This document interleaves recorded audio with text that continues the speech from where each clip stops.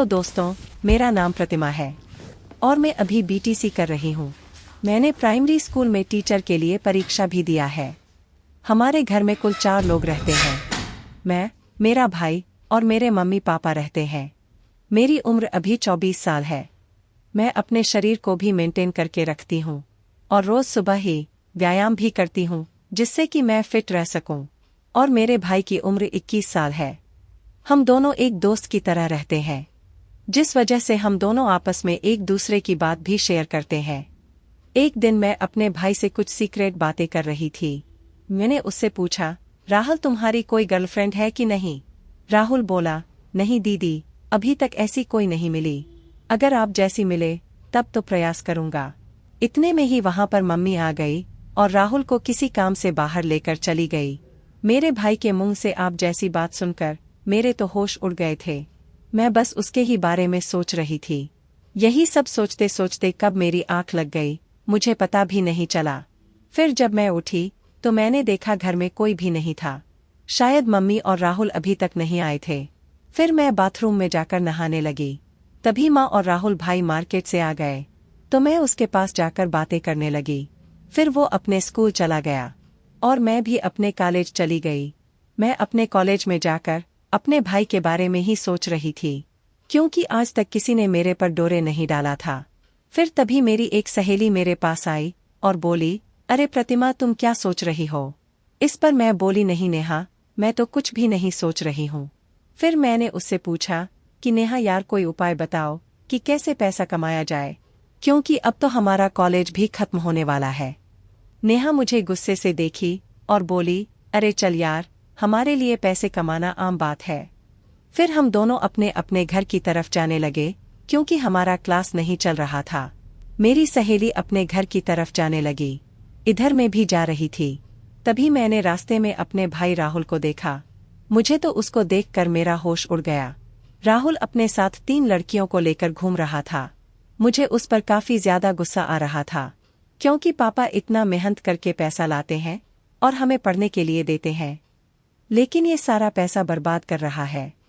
फिर मैं उसी गुस्से में घर चली आई और राहुल के आने का इंतजार करने लगी।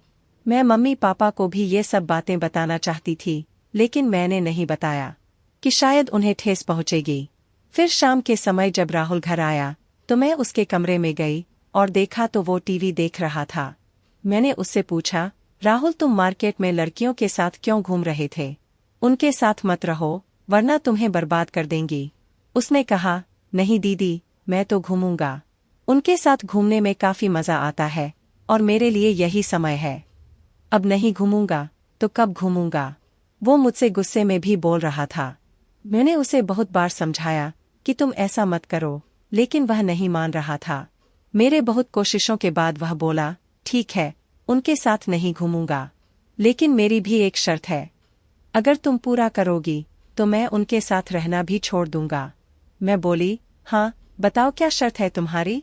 तो राहुल तुरंत बोला, जैसे लड़कियां मेरे साथ घूमती हैं, अब से तुम मेरे साथ घूमो भी और मेरी जरूरतों को भी पूरा करोगी। मैंने उससे कहा, नहीं, यह नहीं हो सकता। मैं भला क्यों तुम्हारे साथ घूमूंगी?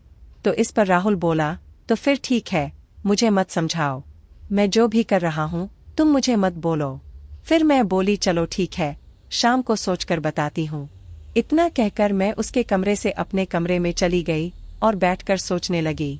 अब मुझे पूरी तरह से समझ आ चुका था कि मेरा भाई मुझसे क्या चाहता है।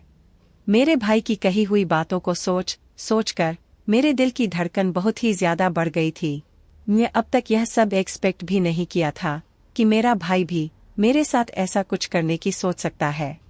मुझे तो लगा था कि बाहर का कोई लड़का ही मेरे साथ पहली बार क्रिकेट का खेल खेलेंगे, लेकिन यह बातें सुनने के बाद मुझे लग गया था कि मेरा भाई ही मेरे जवानी का उद्घाटन करेगा और मेरी ताबड़तोड़ क्रिकेट खेलने वाली ख्वाहिश को पूरा करेगा।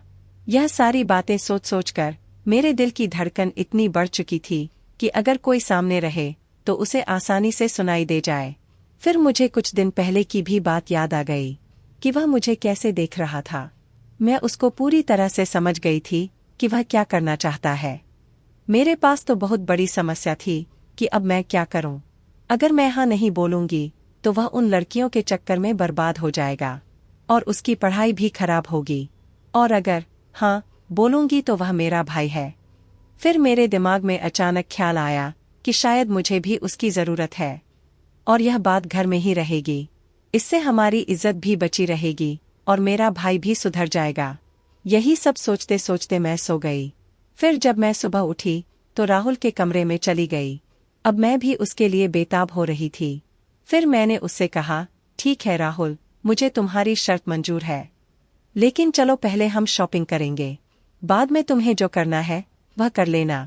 फिर मैंने उससे कहा कि यह बात बाहर किसी को पता नहीं लगना चाहिए और तुम उन लड़कियों के साथ भी आज के बाद मत दिखाई देना।